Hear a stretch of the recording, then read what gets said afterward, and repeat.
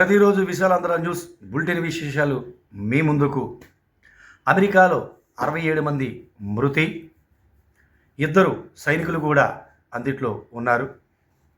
CPI జాతీయ కార్యవర్గ సమావేశాలు విశాఖలో జరుగుతున్నాయి. దానికి జాతీయ కార్యదర్శి డి రాజా గారు హాజరయ్యారు.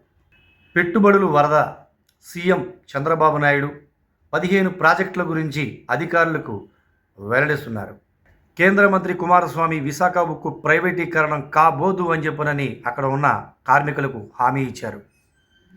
రిజిస్ట్రేషన్లు రద్దు, బారులు తీరిన క్రయ విక్రయదారులు కార్యాలయంలో స్వర మొరాయింపు. రేపటి నుంచి ఛార్జీల పెంపు, భారీగా పెరుగుతున్న డిమాండ్.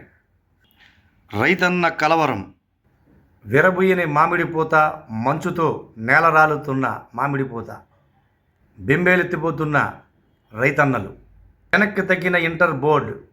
ఢిల్లీలో సిపిఐ ప్రచార హోరు క్షేత్రస్థాయిలో పెద్ద ఎత్తున కొనసాగుతుంది. లౌకికవాదానికి బీజేపీ తూట్లు పొడుస్తుందని జాతీయ కార్యదర్శి నారాయణ గారు, సహాయ కార్యదర్శి డి రాజా గారు దుయ్యబట్టారు. ఫోటో జర్నలిస్ట్ క్యాలెండర్ను ఆవిష్కరించిన సీఎం చంద్రబాబు నాయుడు గారు. కుంభమేళాలో మరో అగ్ని ప్రమాదం, కాలి బూడిదైన 15 గుడారాలు. చంద్రబాబు నివాళి. కుంభమేళాలో అగ్ని ప్రమాదం. కృష్ణా, ఎన్టీఆర్, గుంటూరు, పల్నాడు ఇసుక తవ్వకాలు బరి తెగింపు చేశారని సిపిఐ జిల్లా కార్యదర్శి దోనేపూడి శంకర్ గారు తప్పుబట్టారు. పేదల సొంతింటి కళ నేర్చే వరకు రాజీ లేని పోరుబాటు చేస్తామని సిపిఐ నగర కార్యదర్శి కోట మాల్యాద్రి. పారిశుద్ధ మెరుగునకు ప్రజా భాగస్వామ్యం తప్పనిసరి, కలెక్టర్. గ్యాస్ సిలిండర్ లీక్, భయభ్రాంతుల్లో ప్రజలు. పల్నాడు ప్రాంతంలో పొగాకు సాగు. ప్రైవేటు స్కూళ్ల సమస్యలను పరిష్కరిస్తాం, మంత్రి పెమ్మసాని.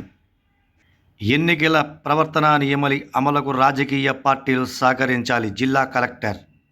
జగన్ రెడ్డిపై కొనకళ్ళ ఆగ్రహం. నేరగాళ్ల చరిత, జైలులోనే చోరీ చేసిన 3 వ్యక్తులు అరెస్ట్. మరిన్ని బులెటిన్ విశేషాలతో మీ ముందుకు ప్రతిరోజు మీ బెవల శ్రీనివాసరావు.